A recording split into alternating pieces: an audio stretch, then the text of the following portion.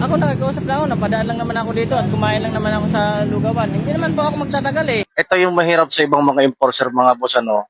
Minsan wala silang konsiderasyon na kahit anong pakiusap mo sa kanila, gaya na ito kay rider na to, na saglit lang kakain lang siya, kaya pinarada niya yung sakyan niya yan sa gilid ng puno. Ang problema, itong mga enforcer dumating at sinita yung rider at hinihingi yung lisensya para matikitan. Ito mga boss, panoorin yung video na to. Kumakain po ako sa lugawan, napadaan lang po ako at hindi naman po ako taga rito. So naglagay lang po ako dito, hindi naman po ako magtatagal. So dahil kumain ako, iniwan ko yung motor dito, titikitan nila ako kasi illegal parking daw. Hindi naman po ako magtatagal kasi hindi naman po ako taga rito, napadaan naman po ako. At pagkatapos ko kumain, alis naman po ako agad. Ito po sila, may lisensya naman po ako, willing naman po ako ibigay. Pero ako, nakikiusap lang ako sa kanila. Malaysia po yan, ha? Oo nga po. Nakikiusap naman po ako sa inyo kasi hindi naman po ako taga rito at hindi ko naman alam na...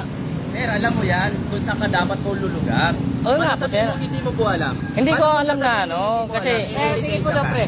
Fraction? May lisensya ka. Basta Ha? sabi mo hindi mo alam kung saan Hindi, ka lulugar. ang ibig ko, patapusin mo muna ako, sir. Ayun nga po eh. Patapusin mo ba?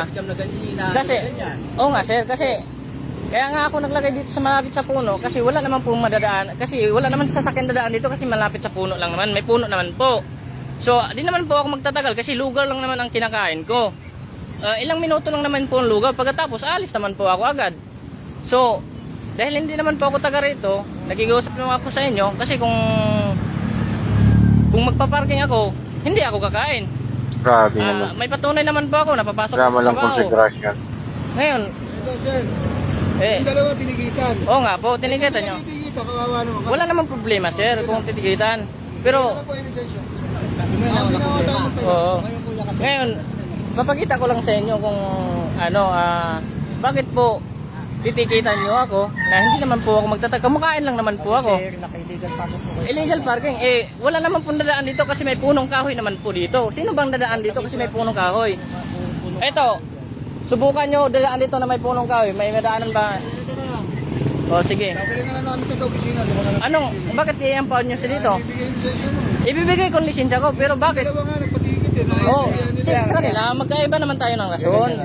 Ibig sabihin, may nagpapatigit. Bigyan mo na Dalawa lang nagpatigit. doon mo na lang Hindi, kasi papasok ako. Doon na lang po sa opisina. Bakit di ko, Sa opisina ibibigay, lang po. bakit May ano? violation po kayo. Hindi. Nilinawa sa sinasabi mo. O sige. Nakikiusap ka, di ba? Sabi. Kung pakiusap mo, dalawang kalaman siya. Huwag mo lang makaintindi. Oo nga. Hindi ka mapagbigyan kasi Hindi may nga. kailangan ng tigitan. Wala, magkaiba kami ng rason. Hindi, So, pare-pares sa ba kayo kuya, kumakain lang din eh.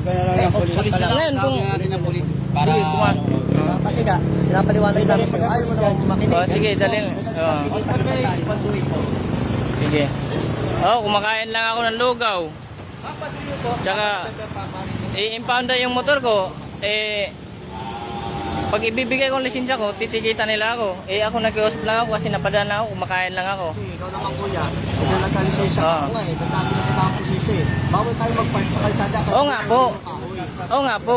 Kaya lang naman po ako naglagay dito kasi may punong kahoy. Wala naman pong madadaan dito na mga sasakyan. Tayo na niya, pag-stay doon Oo. sa position na yung biro, bawal tayo mag-park sa kalsada talaga kasi may puno ka. Oo nga, oo. Ngayon, bakit nyo i-impound yung motor? Ba't dadalhin nyo? Sino po nagsabing iba? Ba't dadalhin nyo? Dami na nilang enforcer na naandyan. Sige po. Parang full force. O sige, namali ako sa pagsabi. O ngayon, bakit tumatawag kayo ng pulis? Kasi, Full force yung isang motor. Hindi mo namin ipon yung motor mo ha. Sige, o. Sabi na ano ay. O sige, may pagkakamali ako sa sinabi ko na hindi na impound yung motor. Bakit? Ako nakikiusap lang ako, napadaan lang naman ako dito at kumain lang naman ako sa lugawan. Hindi naman po ako magtatagal eh. Ano nga pangalan? Ano nga pangalan niyo, sir? Ito pangalan niyo, sir. May lisensya naman po ako at wala naman problema dyan. Sila nga, may lisensya. Nagpatigit. Oo nga. Asa ba yung lisensya? Sige, ipapakita ko lang pero hindi ko muna iabot sa inyo. O yun po, sila po ang mangingi ng lisensya. Meron nga po. Wala namang problema. Mayroon po problema. Doon na lang sa quarter. Dali mo ng quarter. Ito po, lisensya ko, sir. Dali mo ng quarter. Ito po, lisensya ko. Sir, huwag niyo na kausapin. Naghahanap ng ano ito. Hindi ako naghahanap, sir. Nakikiusap lang naman ako kasi kumakain lang ako ng lugaw. Sir, kung hindi po kayo naniniwala sa aking lisensya, sir, check nyo muna yung mukha, sir. Ano ko lang sir kung sa inyo po ba yan? Check nyo muna mukha, oh. Ano po sa inyo? Check nyo muna ang mukha, ito. Pero sa inyo po ba yan? Kanino mong mukha, sir? Sa akin po. Gusto mo makikita niyo portal, sir. Ano po ba yung lisensya? Ganito, sir, i-open ko yung portal. Ito papakita ko sa inyo. Sa hindi po mag-aaral yan. Dapat pinahirap lang natin yan. Hirap lang natin. Dapat Oo nga.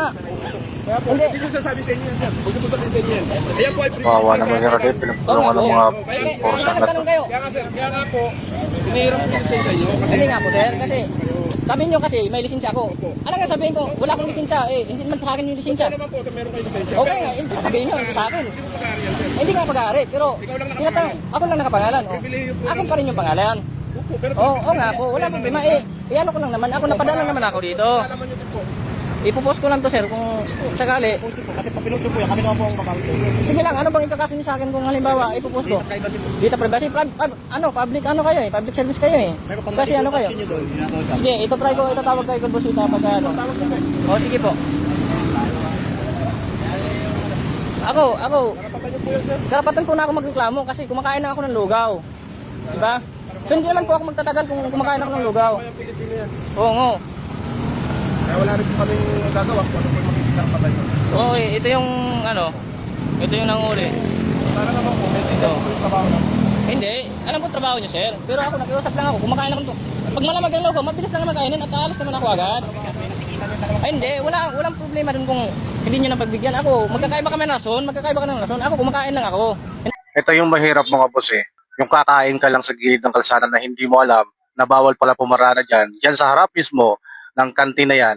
Tapos biglang lilitaw ang isang enforcer para bigyan ka ng ticket dahil sa bawal mag-parking. Pero wala naman nakalagay na no parking. Dapat lagyan na ng no parking.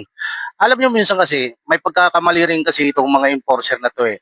Kasi pag nanguhuli sila, na sinasabi nilang bawal, pero wala naman nakalagay ng mga signage. Hindi nila nilalagyan ng mga signage. Ano yung mga patibong ang ginagawa nyo para makapanghuli lang kayo? Kahit anong pakiusap mo, hindi ka talaga pagbibigyan nila. Kasi sasabihin nila, bawal is bawal. Pero pagka sila ang gumawa ng kasalanan nila, okay lang. Kahit saluduhan pa sila ng kapwa nila enforcer, kapag dumadaan sila sa mga kalsada ng mga walang helmet, walang plaka yung mga sakyan nila, okay lang. Kaya napaka-unfair talaga ang batas mga boss. Dahil pag sa kanila, pag mali ang ginagawa nila sa kanila, lusot, pasok, okay. Pero pag sa mga driver at mga rider, pagka nakagawa ng kasalanan, kahit na humingi pa ng suri at pasensya, hindi ka pagbibigyan, titikitan at titikitan ka. Ganon ang batas pagdating sa kalsada mga boss. Sila lang ang gumagamit ng sinasabi nilang na batas, na baluktot ng ginagawa nila. Pero pagdating sa mga rider, makagawa ka lang ng konting pagkakamali, naku po, kahit lumuha ka pa ng dugo, kahit magmakawak at lumuhod ka pa sa harapan nila, hindi ka pagbibigyan nila.